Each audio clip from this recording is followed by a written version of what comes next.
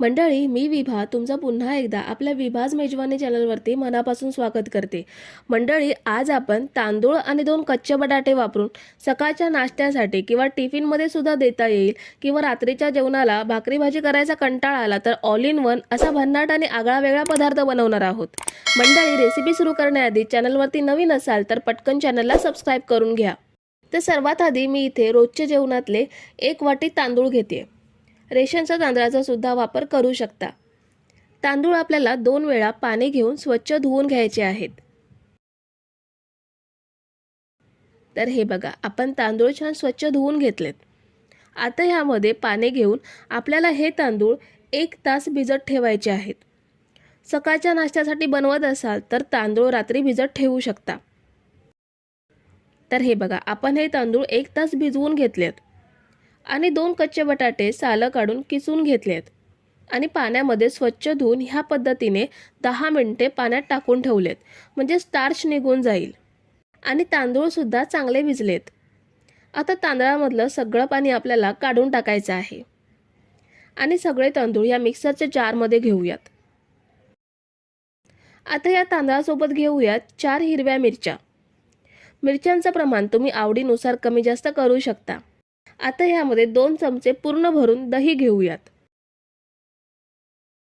आणि आपल्याला हे छान बारीक वाटून घ्यायचं आहे।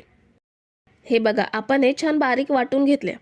अगदी बारीक रवा असतो तसं हे बारीक वाटलं गेलं किंवा जसं डोसा किंवा इडलीसाठी वाटून घेतो अगदी सेम तसंच वाटून घ्यायचं आहे। आता हे तांदळाचं मिश्रण मिक्सिंग बाउलमध्ये काढून घेऊयात। आपण जो बटाटा किसून पाण्यामध्ये ठेवलाय तो बटाट्याचा किस सुद्धा ह्या बॅटरमध्ये घ्यायचा आहे। ह्यामधलं पाणी चांगलं पिळून काढायचं आहे आणि फक्त बटाट्याचा किस यामध्ये घ्यायचा आहे। आता यामध्ये बारीक चिरलेली कोथिंबीर घेऊयात। अर्धा चमचा आला लसूण पेस्ट घ्यायची आहे आणि चवीनुसार मीठ घेऊयात। सर्व साहित्य घेतल्यानंतर अगदी पाव चमचा एवढा खायचा सोडा घेऊयात किंवा इनो सुद्धा वापरू शकता। यामुळे आपला नाश्ता छान जाळीदार बनेल। आता हे सगळं व्यवस्थित एकजीव करूयात। साधारण मिनिटभर तरी असं ढवळून घ्यायचं, म्हणजे सगळे जिन्नस एकमेकात चांगले मिसळले जातील। मिक्स करून झाल्यावर आपण लगेच नाश्ता बनवून घेऊयात। गॅसवरती पॅन ठेवलाय, त्यावरती अर्धा चमचा तेल टाकून टिश्यूने पुसून घ्यायचं। ह्या नाश्त्यासाठी आपण तेलाचा वापर करणार नाही आहोत, फक्त सुरुवातीलाच एकदाच पॅनला तेल लावून घ्यायचं आहे। आता यावर चमच्याने बॅटर पसरवून घेऊयात। जसं डोसा किंवा आंबोळी पसरवतो सेम तसंच पसरवून घ्यायचं आहे। बॅटर पसरवल्यावरती ह्याला मस्त अशी जाळी पडते, त्यामुळे हा पदार्थ अगदी मस्त मऊसूत होतो।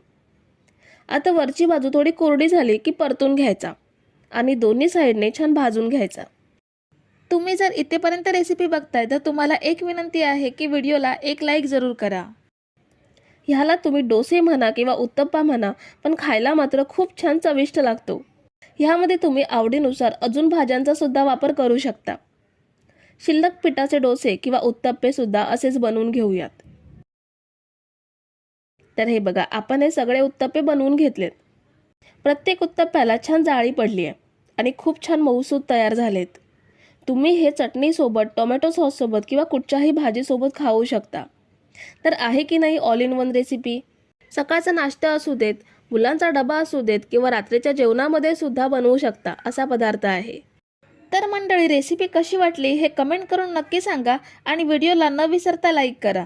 रेसिपी तुमच्या मित्रमैत्रिणींसोबत शेअर करा आणि चॅनलला सबस्क्राईब केलं नसेल तर लगेच सबस्क्राईब करून घ्या। थँक्यू।